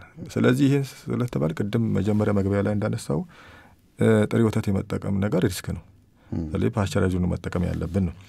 ምናልባት የሼልፍ ላይፋቸው ጉዳይ እንዴት ተለያየ የሚለው እንግዲህ እንዳመራራታቸው የተመረቱበት ሂደት ይወስዳል። ለምሳሌ ፓስቸራይዜሽን በራሱ ምንድን ነው የሚያደርገው? በሽታ የሚያመጡ ባክቴሪያዎችን መግደል ነው እንጂ ሌሎች ወተት ውስጥ በሽታ የማያመጡ ግን ወተቱን ለብልሽት የሚዳርጉ አሉ። እነሱም ሙሉ ለሙሉ አያጠፋም። ስለዚህ እነሱ ኮንትሮል መሆን አለ ያ እነሱ እንዳያድጉና ባሉበት ደረጃ ለጤና አደጋ በማይሆኑበት ደረጃ ወይንም ምርቱን ለብልሽት በማያደርጉበት ደረጃ የሚቆዩት ቅዝቃዜ ሰንሰለት ውስጥ ሲቀመጡ ነው። ፓስቸራይዜሽን ይህን ነው የሚያደርገው። ባክቴሪያ ጀርሞችን በሽታ የሚያመጡ ጀርሞችን መግደል ነው። ከዛ ደግሞ አልትራ ፕሮሰሰር የሆነ ሚልክ አለ። አልትራ ፕሮሰስ ማለት ቶታሊ ምንም አይነት ባክቴሪያዎችን ከወተት ውስጥ ማጥፋት ነው። ይሄን ጊዜ ስፖሌጅ ባክቴሪያዎችም ስለማይኖሩ ሼልፍ ላይፉ ትንሽ ከፍ ያለ ይሆናል። ለምሳሌ ዩኤችቲ ሚልኮች ማለት ነው። በዛ ይለያይ እንግዲህ እንትኑ ሁለቱ ምርቶች ደግሞ ምንድነው ጥቅማቸው? ትንሽ ፓስቸራይዝ ሙሉ የወተቱን ይዘቱን ከነ ሙሉ እንትኑ የመስጠት እንትኖች አሉ። የምግብ ይዘቱን ነው እንዳለ ያው ትንሽ ያኛው ሂቱ በጣም ከፍ ባለ ነው። ያንን ግን በተቻለ መጠን ፕሪዘርቭ ለማድረግ ይሞከራል። ምንም የወተት ይዘቱን አሁን ወተት ላይ ጥንቃቄ የምታደርገው ምንድነው?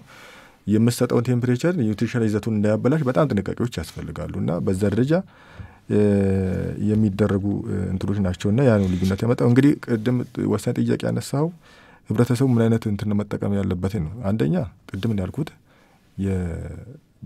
የተቀነባበረውና ፓስቸራይዝ የሆነ ወተት እንዲጠቀም ነው። ይሄ በየቦታው ተንገላቶ ማሸጊያውም በስታንዳርድ መሰረት የተመረተ ስለሆነ ምርቱም ከኢንዱስትሪ ሲወጣ በፈተሾ ኃላፊነቱን በሚወስዱ የመንግስት አካላት ተረጋግጦ ስለሚወጣ እንደዚህ አይነት ምርቶችን መጠቀም ከስጋት ነጻ ያደርጋል። የጤናም ችግር እንዳይደርስበት ያደርጋል። ይሄን ነው እኛ ግልጽ እያደረግን እንደዚህ የተወያየ ብዬ ነው የምናበረታታው። ይሄን ነው አንደኛ ደረጃ ምልክት መለጠፍ ያለበት ምርት ከሆነ መለጠፍ አለበት። ያን ነው ሰው መጠቀም መቻል አለበት። ያንን ሲሄድ እኮ አንድ ፋብሪካ ዝም ብሎ ደረጃ ምልክት የሚሰጠው ብዙ የሰርቲፊኬሽን ሂደቶቹ ብዙ እንትኖችን አልፎ ነው። ስለዚህ ለኳሊቲ ለጥራት ዋጋ የሚሰጠን እኛም እየተጠቀምን ልናበረታታ ይገባል የሚል እንትን አለኝ። ከዛ በተጨማሪ እንግዲህ ጥሬ ወተትን እንግዲህ እኛ በረታታ ያውም እንደዚህ ቤትም በመኪና ተንገላቱ እንደ ሸቀጥ የሚመጣ ወተት ባይበከል ምንም ሊገርመን አይገባምና ይሄን አንደኛ በህጉ አሁን በሚወጣው ቀደም በተጠቀሰው ህግ መከልከል ያስፈልጋል። ወተትን ማጓጓዝ ያለው አይደል? መመሪያው ምንድነው? ማስፈጸሚያ ነገር ምንድነው? እስኪ አትሊስት ኦሮሚያ ላይ ነው ባለ መረጃ ኦሮሚያ ድሮም ከልክሏል እኮ ድሮም ከልክሏል። ኦሮሚያ ሁሉም ግን አዶፕት ማድረግ አለበት። አዲስ አበባ የወጣው መመሪያ አገር አቀፍ መመሪያ ነው ወይስ አንድ ክልል የወጣው ነው? እኮ እንደዛ እናርጋ ለኦሮሚያ ለአማራ ለምናምን ያለ ምንተው ነገር አይደለም። አዋጁ ምንድነው? ጥሬ ወተትን ለቀጥታ ለሸማቹ መሸጥን ነው የሚከለክለው። ጥሬ ወተትን አምራች ኢንዱስትሪ መሸጥ የሚችለው ወይስ ምንድነው? ለቀጥታ ለቤት ፍጆታ መጠቀም ይችላል ለራሱ አፍልቶና ሌሎች ነገሮችን አድርጎ። ነገር ግን የትኛው በግብይት ሰንሰለት ውስጥ መግባት የሚፈልግ የሰንሰለት ተዋናዩ ጥሬ ወተትን በጀሪካን በምናምን በሃይላንድ ምናምን አጓጉዞ ለሸማቹ ቀጥታ መሸጥ አይችልም። ሌሎች ይዞ ቢገኝስ ምንድነው? አሁን የወጣው ያው ወደ አፈጻጸም መመሪያዎች ይወጣሉ ብዬ አስባለሁ። ያው ህጉ ስለሚከለክል ያው ወንጀልም ነው። እንደዛ ነገር ስላዩት መመሪያውን አንብቤዋለሁ። በትክክል። ስለዚህ ሌሎች ባዕድ ነገሮችን ወተት ላይ መጨመርን በግልጽ ነው የሚከለክለው። አሁን ስንላቸው የነበሩ ነገሮችን ማለት ነው። እንግዲህ ይሄ አዋጅ ለአስፈጻሚ አካላት ለተቆጣጣሪም በነገራችን ላይ ትልቅ እፎይታ ነው የሚሰጠው። በዚህ ሰንሰለት ላይ ተረጋግጦ ከመጣ አምራቹን አቀናባሪዎች ራሱ ወተቱን ሲረከቡ በእነሱ ላፈተሸው የችግር አለበት ከተባለ ለተቆጣጣሪ አካል ያሳውቃሉ። እዛ አውቶማቲካሊ እርምጃ መውሰድ ይቻላል። ያን ይዞ የመጣውን ራሱ ጥሬ ወተት ማለት በትክክል። ስለዚህ እዛ አካባቢ ላይ ያን ትልቅ የህግ ማዕቀፍ የሚሰጥ አዋጅ ነው። ስለዚህ እሱ ትልቅ አቅም ይሆናል። እኔ ግን ይሄ ከመጠቀሚያ ጊዜ አንፃር ከተቆጣጣሪውም ተቋም አንፃር ያሉ ክፍተቶችን እንደ ባለሙያ አንስቼ መስተካከል አለበት ብዬ አስባለሁ። ሼልፍ ላይፍ ላይ በደንብ ነው። ይሄ ምንድነው እንዳልከው ነው። የትኛውም የምግብ ቅንብር ሳይንሳዊ ሂደቶችን ተከትሎ ነው የሚሄደውና ነገር ግን እዚህ ሀገር የምናየው የቀደመውን የመኮረጅ ሁኔታዎች አሉ። ምንም ጥናቶች ሳይሰሩ ለምሳሌ አንድ ወተት አምራች 5 ቀን ነው የኔ ምርት የሚቆይ ካለ ሌላው ታሰራ ማለት ነው ሼልፍ ላይፍ ዝም ብሎ ራሱ በፍላጎት በትክክል እዛ ላይ ማረጋገጥ ፈልጋለሁ። ስለዚህ ጥናቶችን መሰረት ያደረጉ አይደለም የመጠቀሚያ ጊዜ የሚቀመጡት። እሱም ላይ ተቆጣጣሪ ተቋም በግልጽ በትክክል ማረጋገጥ አለበት ብዬ አስባለሁ። ቅድም እንዳልከው ነው አንዳንዴ 30 ቀን የሚቆዩ አሁን እንደዛ በጣም አስደንጋጭ ነገሮችም ስላሉ የሚጻፉ አሉ። እንትኖቹ ራሱ አሁን ወተት የሚረከቡ አካላትን ስጠይቃቸው የእንትና ወተት ረጅም ጊዜ ስለው የሚቆይ ባይሸጥልኝ እንኳን አይበላሽብኝም ብለው የማሰብ አይነት ነገሮች አሉ። ግን ወተት ነው። ወተት ላይ የሚገቡ ነገሮች አመራረቱ ነው የሚገቡት ሳይሆን ለምሳሌ ኤስኤል ይባላል ኤክስቴንድድ ሼልፍ ላይፍ ይባላል። ይሄ ማለት ወተቱን በ120 ዲግሪ ሴልሺየስ ለ1 ሰከንድ ነው ፕሮሰሱ። ይሄ ማለት ውስጡ ያለው ኒውትሪሽን ምንም ኮምፕሮማይዝድ አይሆንም። ነገር ግን ቅድም አቶ ሙላት እንዳለው ሁሉንም ተዋስ ይገላል። በዚህ ሙቀት መቋቋም አይችሉም። ነገር ግን የተለመደው ፓስቸራይዝድ ምንለው ወይም ማፍላት ምንለው ወይም በ63 ዲግሪ ሴልሺየስ ለ30 ደቂቃ ነው የሚሆነው ወይ ደግሞ በ75 ከ70 እስከ 75 ዲግሪ ሴልሺየስ ለ15 ሰከንድ ነው የሚሆነው። ይሄ እንግዲህ እነዚህ ታይም ቴምፕሬቸር ኮምቢኔሽን የሚባሉት የምርቱን ንጥረ ነገር እንዳይበክል ወይም እንዳያጠፋ ተደርጎ የተሰሩ ሳይንሳዊ ጥናቶች ናቸው። ክፍተቱ ግን አንድ አይነት ምርት ይዞ የተለያየ የአመራረት ሁኔታዎች ሊኖረው ይችል ይሆናል። ነገር ግን ይሄን አሳማኝ የሆኑ እንግዲህ ሌሎች ሀገራት ላይ ያሉ ተሞክሮች ስታቢሊቲ ስተዲ ይጠናል። ምርቴ ይሄን ያህል ይቆያል የሚል ማረጋገጫ ለተቆጣጣሪ ተቋሙ ማቅረብ አለበት። ተቋሙ ራሱ አሰርቶ አምራቹ ኢንዱስትሪ አሰርቶ ማለት ነው። ያን ደግሞ ተቆጣጣሪው ተቋም የተለያዩ ሂደቶችን አልፎ ማረጋገጥ አለበት። በትክክል ይቆያል ምርት። ያን ካለ ጽፎ ገላይ ጽሁፉ ላይ የማሳወቅ መብት አለው አምራቹ። ግን ያ ሂደት የለም ነው። የትኞቹም ሀገራችን ላይ የሚመረቱ ምርቶች በእርግጠኝነት እንደ ባለሙያ መናገር የምችለው የትኛውንም እንዲህ አይነት ሂደቶችን አልፎ አይደለም። አንዱ ያረጋውን ሁሉም ኮፒ ያረጋ ነው የሚለጥፈው። ኤግዛክትሊ ያው። ስለዚህ እሱ መስተካከል አለበት። ሌሎቹ ጥሩ ያነሳቸው ነገሮች እና ህብረተሰቡ መረዳት ያለበት እሴት ነው የተጨመረው። በፋብሪካ ደረጃ የተቀናበረ ምግብ በተለይ ደግሞ ወደ ወተት ስንመጣ ይሄ የተፈጥሯዊ የምግብ ይዘቱን የለቀቀ አይነት አድርጎ የመውሰድ ሁኔታዎች አሉ ሸማቹ ማለት። ያ መስተካከል አለበት። እንግዲህ ምንድነው እስኪ አሁን ከዚህ ጋር በተያዘ እኔም የራሴን ስጋት ነው ያነሳውልኝ።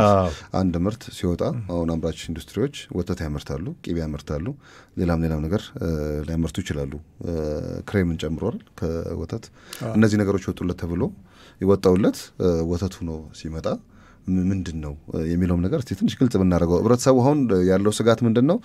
እኔ በጀሪካን የሚመጣውን ምርጠው ከላሟ በቀጥታ ታልቦ ስለሚመጣ ሁሉም የምግብነት ይዘቱን አሟልቶ ነው የሚመጣው የሚል የተሳሳተ ግምት አለ ብዙ ጊዜ እና እስኪ ይህን ነገር አጥሩልኝ። ምንድነው እዛ ላይ ማንሳት ፈልገው እንደ ያው አንተም እንደ ሸማች ነው የጠየቀው። ትክክል ነው። ሸማች ነኝ። ስለዚህ ከዛ አንፃር ሁለት ነገር ነው ማንሳት ፈልገው ነው። በወተት ቅንብር ሂደት ውስጥ ሁለት ኦፕሬሽን ብቻ ነው ያለው፣ ማፍላት እና ማቀዝቀዝ። ስለዚህ የመጀመሪያ ወተቱ የታሸገ ወተት ነው ማመርተው ካለ አምራቹ ሙሉውን አፍልቶ ማሸግ ይችላል። 3 ደረጃዎች ነው ያሉት። ይሄ ሆል ሚልክ ምንለው አለ፣ ስኪምድ እና ሰሚ ስኪምድ የሆነ አለ። ይሄ ማለት ምንድነው? ቅባቱ ይወጣለት፣ በከፊል ቅባቱ ይወጣለት እና ሙሉ ደግሞ ቅባቱ ያልወጣለት ማለት ነው። ይሄ እንግዲህ አምራች ኢንዱስትሪዎች እንደዚህ ነው የሚያመርቱት ነው። ስለዚህ ሸማቹ ማህበረሰብ በዚህን ያህል መጠን እያየ ሙሉ ቅባቱ ያልወጣለት፣ በከፊል ቅባቱ ይወጣለት በሚል አለ። ግን እስካሁን ድረስ ማሸጊያ ላይ ተጽፎ እንደዚህ የሚሸጥ ደረጃው አለ። አይ ደረጃውን አይደለም ማለት ነው። አሁን ሌብሉ ላይ ቦትሉ ላይ ሌብሉ ላይ ተጽፎ ይሸጣል። አሁን እየተሸጠ ነው ያለው ገበያ ላይ በከፊል ይወጣለት ፋት ሪዲዩስ ይላል። እሺ አለ ሚልክ ይላል። ስለዚህ የሚደረገው የታሸገ ይሄ ፍሬሽ ሚልክ ወይም ፓስቸራይዝድ ሚልክ ምንለው ከሆነ ይሄ 3ቱን አማራጮች ፈልጎ መርጦና አውቆ መግዛት ይችላል ማለት ነው። ይሄን ሲገዛ ቅባቱን ብቻ ነው የሚያጣው። ከዛ ውጪ ፕሮቲኑ፣ እነዚህ ያልናቸው ማዕድናት፣ ቫይታሚኖች፣ ይሄ ላክቶስ ምናምን ምንላቸው ወተት ውስጥ አለ። ምንም አይሆኑም ማለት ነው። ሁለተኛ ያ አምራች ድርጅት ወተቱን እርጎ አረጋለሁ ካለ እንደተባለው እርጎ ቅድም አንስተዋል አንተ። እርጎ በባህላዊ መልኩ እስኪ እናውራው፣ ስለ እርጎ በደንብ እናውራ። እሺ በባህላዊ መንገድ በተፈጥሮ ይረጋል። ወተት ከቆየ 2 ቀን 3 ቀን ከቆየ ያለ ፕሮሰስ ዝም ብሎ እርጎ መሆን ይችላል። በራሱ ላክቲክ አሲድ ባክቴሪያ የሚባል አለ፣ ጠቃሚ ባክቴሪያ። ለቤት ውስጥ አሁን ቡኮ ለማብኳት እንደሚጠቅመው ነገር እንደ እርሾ ማለት ነው። ስለዚህ ይሄም በተፈጥሮ መሆን ይችላል። ወደ ፋብሪካም ሲመጣ ይሄንን እንዲፈጥንለት በስፋት ለማምረት ይሄንኑ ላክቲክ አሲድ ባክቴሪያ ነው የሚጨምርበት አምራቹ። ስለዚህ እርጎም ቅድም እርጎ የሚፈልገው ፕሮቲኑ ነው፣ ቅባቱ ምናምን አይደለም ለእርጎ የሚፈልገው። ስለዚህ እርጎን የሚመርጥ ሸማች ከእርጎ የሚያገኘው ብዙ ላክቶስና ፕሮቲኑ ነው ማለት ቅባቱን አይደለም። ስለዚህ እንዳውም እርጎ እንደ ኒውትሪሽን ባለሙያም እርጎን ፕሮሞት አደርጋለሁ እኔ። ለምንድነው ፕሮሞት ማድረገው? በተለይ ላክቶዝ ኢንቶለራንት የሆኑ ሰዎች ይሄ የመፍጨት ሂደታቸው ቶሎ ምግብ የማይባልላቸው ሰዎች ያሌላቸው እርጎን ሪኮመንድ ይደረጋል። ለሌሎችም ተላላፊ ጨጓራ ታማሚዎችን ጨምሮ ነው ወይስ ምንድነው? እንግዲህ እሱ እንትን ላይ መሰረታል። ትንሽ አሲድ ሊጨምር ይችላል እርጎ ሲሆን። ስለዚህ የምግብ መፍጨት ችግር የሚገጥማቸው ሰዎች ምንድነው ከጤና አንጻር አይገልጽ ቢሆን ነው ማለት የምንሰጠው መረጃ የላክቶስ ሳይንስም ቢሆን ግልጽ ካላረግ ነው ህብረተሰቡ በተሳሳተ ሁኔታ ተረድቶት ጥቅም ላይ ቢያውሉና የጤና ጉዳት ቢደርስበት። ለምሳሌ አለርጂ ያለባቸው የላክቶስ አለርጂ ያለባቸው ሰዎች ማለት ላክቶስን መፍጨት የማይችሉ በተፈጥሮ የሆኑ ሰዎች ናቸው። ያ ግን እርጎ ሲሆን በራሱ ይሰባበራል። ያ ላክቶስ በላክቲክ አሲድ ባክቴሪያው ተሰባብሮ ዳይጀስትድ ሆኖ ስለሚቀርብላቸው ይሄ ወደ ዲያሪያ እና ወደ ሌሎች ነገሮች ሳይሄድ ሰውነታቸው ሊጠቀምበት ይችላል። አንዱ እሱ ነው። ሁለተኛ እርጎ በራሱ ጤናማ ነው ምለው እንደ ኒውትሪሽን ባለሙያ። ለምንድነው ጤናማ ምለው? እርጎን የሚያረጉት ባክቴሪያዎች ጠቃሚ ባክቴሪያዎች ናቸው። እነዚህ ጠቃሚ ባክቴሪያዎች እነዚህ በሽታ አምጪ ተዋሲያን ደግሞ እንዳያድጉ ያደርጋል እርጎ ላይ። ምክንያቱም አሲዱ ስለሚጨምሩ አሲድ መጠኑ ስለሚቀንሱ ያ የቀነሰ አሲድ መጠን ደግሞ ለነዚህ በሽታ አምጪ ተዋሲያን ምቹ ሁኔታን አይፈጥርም። ስለዚህ እንዳውም ቅድም በተጻራሪ እነዚህ ምናምን የሚጨመርባቸው ተብሎ የሚባሉ ጥሬ ወተት ጭምር እርጎ ሊሆኑ አይችሉም፣ ባይዘው አይረጉም። ስለዚህ እርጎ ከሆነ በኖርማል ቤት ውስጥም መሞከር ይችላል ማለት ነው ጤናማነቱን ህብረተሰቡና እነሱን ማየት ቢቻል። ሌላው ቺዝ አይብ ምናምን የምንላቸውም ፐርፐዝሊ ያንኑ ወተት ቺዝ አመርታለሁ ካል ራሱ ፕሮቲን ነው የምንጠቀምበት።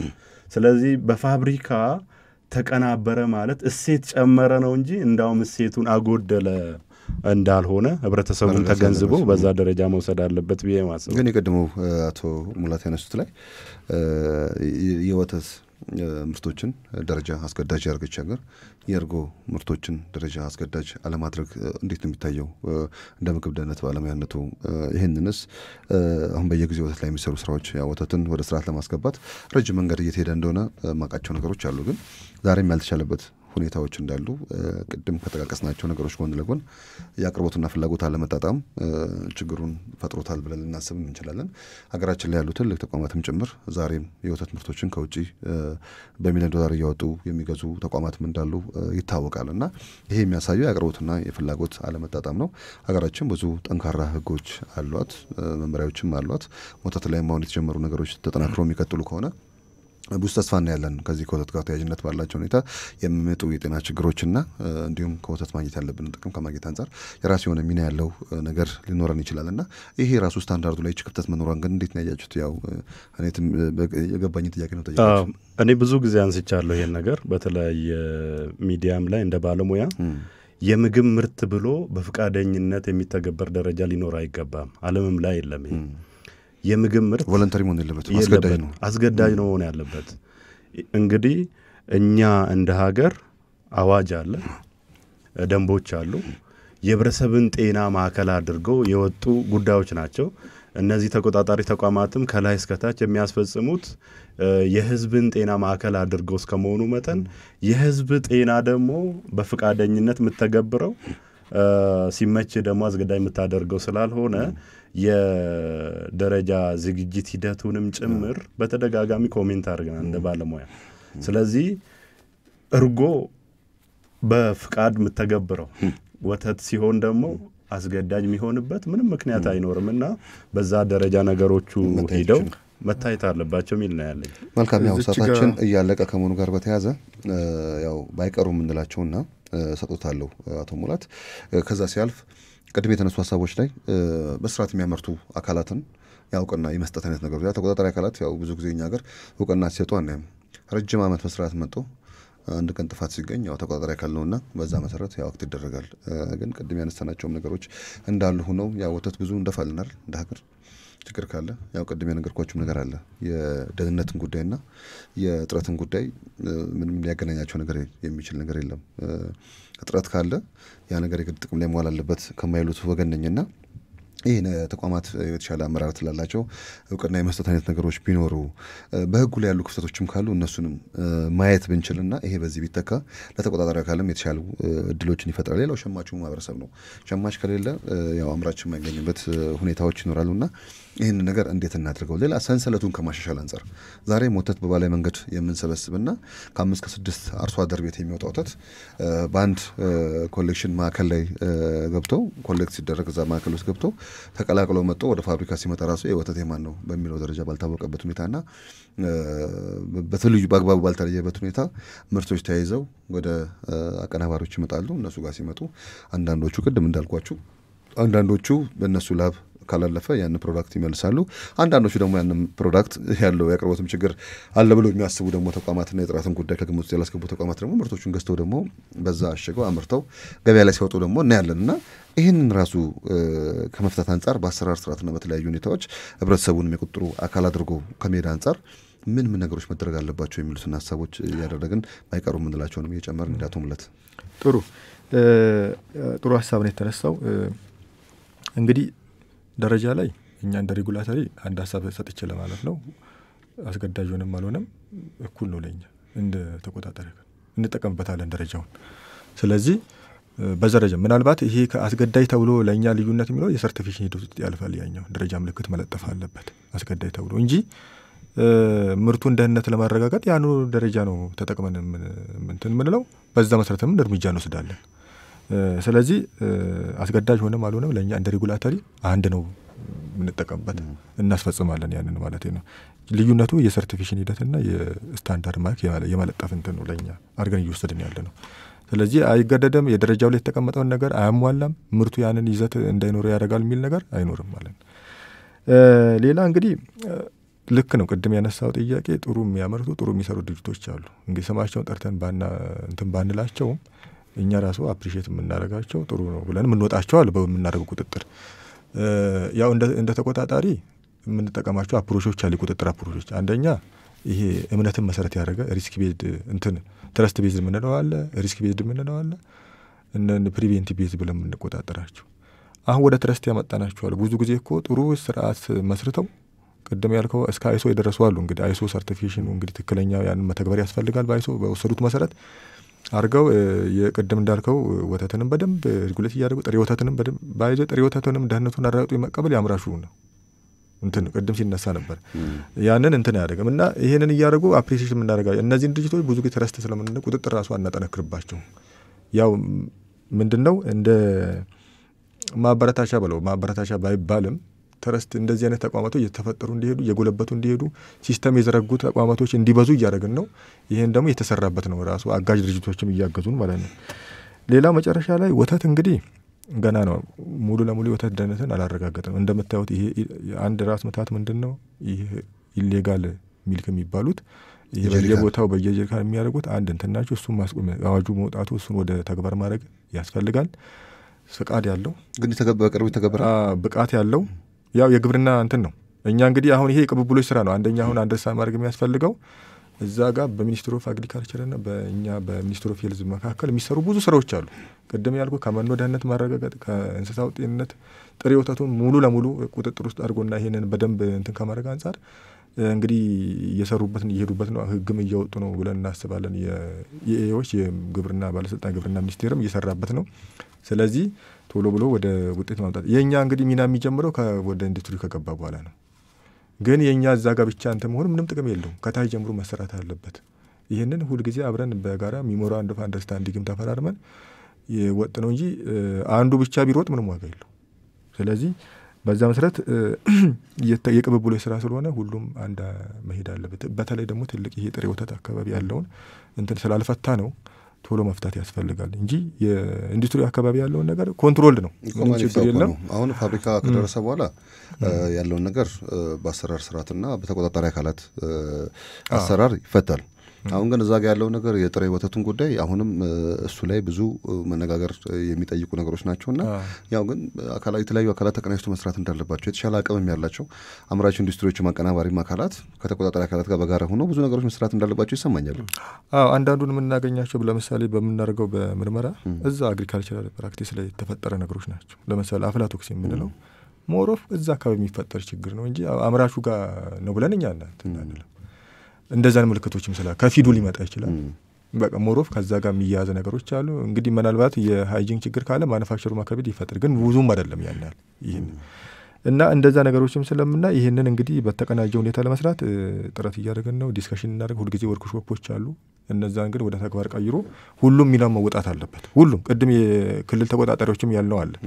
እነሱም እስከታይ ድረስ በሚናችን መወጣት አለብን እና ማንም ላይ ብቻ የምንጥለው አይደለም። አሁን ምናልባት ብዙ ጊዜ ከወተት እንትን ጋር ሲነሳ ኤፍዲ ነው እንትን የሚለው። ለምሳሌ ባለፈው ይሄ ጥሬ ወተት ጋር ተያይዞ የወጡ መረጃዎች ሞሮፍ እኛ ጋር ነበር እንትን ሲመጡ የነበሩ፣ ግን ጥሬ ወተት እኛ ሚና የለንም፣ ማንዴቱም የለንም። ስለዚህ የተሰጠውም መግለጫ የተራገበበት መንገድ ትክክል አይደለም። ይሄኛው እኛም ስራ አይደለም። እርስዎ ግን አልተናገሩም። ኖ እንትኑ ቅድም እንግዲህ ጥሬ ወተት ጋር ከፒቻ የሚወጣ ጥናቶች አሉ። ሰሞኑን እንግዲህ ሁለት ነገር ነው ከወተት ጋር እንግዲህ አንደኛ ከዚህ ከፎርማሊን ጋር የተነሱ ጉዳዮች አሉ። የፎርማሊኑም ያ ብዙም ያህል ልናወራው ችግርም ነው ብለን አይደለም እኛ ኮንሲደር አናደርግም። ገና ስጋቱ ወደፊትም ይሄ ችግር ካለ ሁልጊዜ ቁጥጥራችንን አለርት ሆነ መጠበቅ አለብን። በቁጥር ላይ ይሄ ችግር ታየው ሸኩት አካባቢ ላይ ቆይቷል። ከአንድ አመት ሁለት አንድ ነው። እሱም ያን ያህል አንድ ነው ከስንት እንትኖች አንድ ነው ከ40 ከምናምን ነው እንጂ ይህን ያህል የፐብሊክ እንትን ብለህ አይደለም። ከዛ ባሻገር ያሉ ሌሎች ጉዳዮች ናቸው እኛ እንደውም እያስጨነቁን ያሉና እሱን መፍታት ያስፈልጋል። ያ ደግሞ የሚሆነው ይሄ ቅንጅቱ ከተሰበረ አንድ ቦታ እንትን ካለ ምንም አይሆንም። ለምሳሌ ኮሌክተር አካባቢ ብዙ መስራት ያለብን ነገሮች አሉ። ፍቃድ ያለው ብቃት ያለው ኮሌክተር ነው ወተትን ለኢንዱስትሪ ማቅረብ ያለበት። ያን ከማድረግ አንጻር ጋፖች አሉ። እነሱ እንዲፈቱ ብዙ ለመስራት ያስፈልጋል የሚለውን ለማለት። መልካም ቴዎድሮስ የመጨረሻ አይደል? የመጨረሻ ምለው ነው በጊዜ ለመንፈስ መንቀሳቀስ አለብን። እንግዲህ በዚህ ሂደት ከቀጠል በየአመቱ ህዝባችን በ2.8% ነው የሚጨምረው። ነገር ግን ምርታችን ደግሞ በዛ መልኩ እያደገ አይደለም። በተለይ ይሄ እርሻ አካባቢ እርባታ አካባቢ የሚሰሩ ስራዎች፣ የሚቀርቡ ቴክኖሎጂዎች፣ የሚሰጡ ኤክስቴንሽን ሰርቪሶች ማደግ አለባቸው የሚል እንትን አለኝ። ሌላው ግን የተለያዩ አዋጆችን፣ ደንቦችን፣ ደረጃዎችን ስናዘጋጅ የሁኔታ ትንተና በደንብ ይሰራ። አሁን ማያቸው ክፍተቶች አሉ እንደ ባለሙያ። ለምሳሌ አስገዳጅ ደረጃው ላይ የታሸገ ፓስቸራይዝድ ሚልክ የምንለው ክፍተቶች አሉበት። እሱም በየጊዜው ቶሎ እርምጃ መወሰድ አለበት። ለምሳሌ ሌሎች ጠንካራ ተቆጣጣሪ ተቋም ያለባቸው ሀገራት እንደነ ኢዩ አውሮፓ ህብረትን ጭምር ያላስቀመጡትን ቁጥር ነው ባለማወቅ ያስቀመጥናቸው። ከዛ ውጪ ጠቃሚ የሆኑ እንደ አይረን እንደ ዚንክ ያሉ ነገሮችን ኮንታሚናንት ብለን የምግብ ደህንነት አደጋዎች ብለን ደረጃ ውስጥ ያመላከትናቸው ነገሮች ስላሉ ደረጃዎቻችንም በቶሎ እያየን መከለስ ብንችል ህዝቡ ደግሞ አውቆ ምርቶችን መጠቀም አለበት ብዬ አስባለሁ። እንደ ባለሙያ የገበታችን ነጸብራቅ እንደመሆናችን መጠን አሁንም ገና ገበታችን ውስጥ ወተት አልገባም፣ የወተት ተዋጽኦ አልገባም። ስለዚህ እቺ ያለችዋንም በተለያዩ ምክንያቶች ከገበታ ካስወጣ ነው የበለጠ መቀንጨሩና የስርዓተ ምግብ አለመጣጠን ችግሩ እየሰፋ ስለሚሄድ ህዝቡንም ቀረብ አድርገን የቁጥጥሩ ባለቤት እያደረግነው ግንዛቤ እየፈጠርንለት እነዚህ ተዋናዮች ደግሞ ተቀራርበው መስራት አለባቸው።